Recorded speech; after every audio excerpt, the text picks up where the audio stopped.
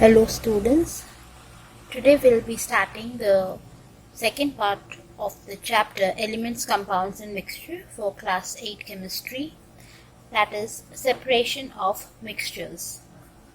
So let us begin. Now the first question that arises in our mind is, why do we need separation of mixtures? So you need to understand the reason that everything around us is mostly impure. So we need to purify the substances so that we can use them for our different works. Now, the separation of mixtures can be done to remove the unwanted substances. Like suppose you are removing the dirt from the rice, or whenever you bring up vegetables, you clean them properly. Like we remove the dust, sand and microbes from the water to get the clean water, right? Also, to get the useful substances with high purity. You know that many metals that we get, we don't get the metal as it is. It comes in the form of ore. So we need to clean them. So we remove the unwanted things and make it pure. Also, we prepare the pure substances by removing the impurities. Like many medicines, etc. They need distilled water for preparation of those medicines and chemicals. So we need to prepare the pure substances so that they can be used for specific reasons. Now the method of separation depends upon various things. Like it depends upon the property of the individual components. That components may be the physical state, the size, the color, the density of the substance. Is it soluble or not soluble? That is solubility, and its melting and boiling point. Other properties being that whether it is magnetic, whether it can sublime, and so on. So let us see today the different methods of separation. Starting with the separation of a solid-solid mixture. What is a solid-solid mixture, children? These are the mixtures in which two or more solids are mixed together. And there are many methods that we can use to do this separation. Now, the first category or the first principle you can say is the size and color of the particles. So what are the methods in it? Hand picking. I'm very sure, children, you have read about these techniques in your classes 6 and 7 as well. So I'll quickly recap these points for you. Now, what is hand picking? This is a technique in which you are manually separating the solid particles or the impurities from the other particles or the other things that you are having. This method is used when the particles of the solid are large and it is visible to your eyes, and you can easily separate out the unwanted or the impurities from it. Like that we select or we pick out the stones which are there in the rice. Also, next technique is sieving. In sieving, again, what we are doing, it is used for separation of mixtures whose particles are too small to be picked out. You can't pick it out, but there is difference of the sizes of the constituent particles. So in this method, we are using a sieve, or a particular device is there which can separate the bigger particles from the smaller particles. Like the floor and the sand are separated, or the soil, stones, twigs and dry leaves are separated. Even the larger diamonds from the smaller diamonds are separated using a sieve. Next principle can be the weight of the particles. Now when we are talking about weight, weight is the weight of the particles which are there.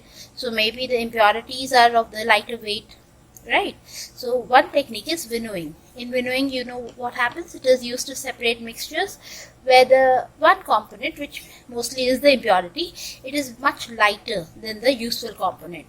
And what we do is the mixture is allowed to drop from a height. So when that is done, because of wind, what happens? The lighter particles or the components are blown away and the heavy particles fall closer. So like that, we are separating mostly the grain and chaff. It is separated by winnowing.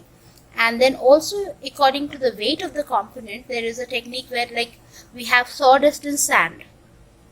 And when we add water to that mixture, the sawdust floats on water because it is lighter and the sand settles down. So in that category also, we are having the principle of particles weight. The lighter weight is floating and the higher weight is settling down. Then we are using the unique properties for separation of many solid and solid mixtures. Like one such property is magnetic property. You know that all substances are not magnetic, right? The substances which are magnetic, they are attracted to the magnets. So they can be separated from a mixture using a magnet. Like you know that iron fillings, they will get attracted to magnet. And we are separated from sand and iron using a magnet. And magnets can be also used to separate magnetic substances like iron from a mixture of non-magnetic substances, right? Also we have solubility. Now all the substances don't dissolve in certain solvents. So some substances are soluble, like mostly the solvent we use is water. And this property also can be used to separate some mixtures. And the method is called solvent extraction. What is happening? A mixture of suppose sand and salt. You know what will happen? Salt will dissolve and sand will not. So like that we can dissolve the salt, remove the water which contains salt and then evaporate it to get the salt. So like that we can separate salt and water. We can have a mixture of calcium carbonate and sodium chloride. That can again be separated using this solubility technique, solvent extraction. In that what will happen? The sodium chloride will dissolve in water but calcium carbonate will not. Also based on that solubility technique, when the substances are soluble in the same solvent, but it depends upon the degree, means one is dissolving more, one is dissolving less, we can go for the fractional crystallization or recrystallization method. Like suppose a mixture of potassium nitrate and sodium chloride can be separated using that method. And what is happening? The mixture is dissolved in hot water and then the solution is cooled. So potassium nitrate will separate from the solution as crystal, and sodium chloride crystals later at a lower temperature. So that is called fractional crystallization or recrystallization. Another property is sublimation. In sublimation what happens, children? You know that one substance directly when it changes from solid to gas, we tell it that it is sublimation. So some solid substances directly they vaporize without undergoing to the liquid state, and that property of separation or that method of separation is called the sublimation. And again all the components cannot sublime. We have like iodine, naphthalene, ammonium chloride, they are sublimable.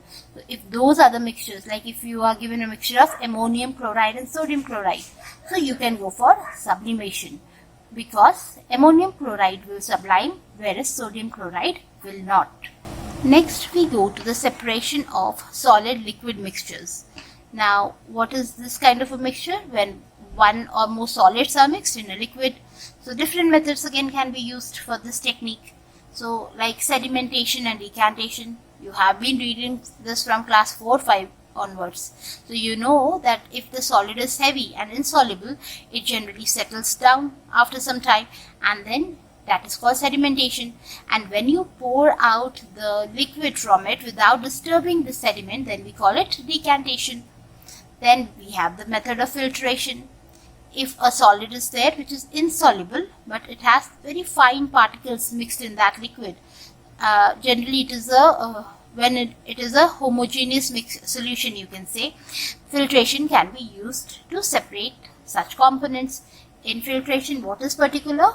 We are using a filter paper to separate the fine particles from the liquid, right? So that becomes the filtrate is separated out and the residue is left back in the filter paper. Then we have method like evaporation. Now in evaporation again, it is used to separate the soluble substances from a liquid. For example, if you take some salt and water and you know that salt dissolves in water, what will you do? You can keep that salt water in the hot sun for some days, or you can heat it up so that you get the salt back. And do you know, children, it is this method only mostly where salt is obtained from seawater by allowing the water to evaporate. Then we have crystallization. Now this is used to produce the crystals, and crystals are the lustrous form of the solids which are having geometric shapes. A highly concentrated solution is made by dissolving the larger quantities of the solid in water, and then it is heated quickly to evaporate the water, and what will remain back, that is called the crystal. So you can go for crystallization. We are talking about solid liquid mixtures. Then comes the distillation. This is again a method where a solid and liquid are mixed together, and with distillation the mixture is heated to separate the dissolved solid and solvent. The solvent evaporates, leaving behind the solid, and the vaporized solvent is collected as a pure solvent. Also, we have the centrifugation. This is a method used to separate the mixtures based on their densities. So generally you might have seen when the blood samples, they are rotated in a special machine, okay, that is called a centrifuge. They are rotated at a high speed, and there are centrifuge tubes inside them. So what will happen, the heavier solid molecules, they settle at the bottom, and the lighter molecules, they come to the top.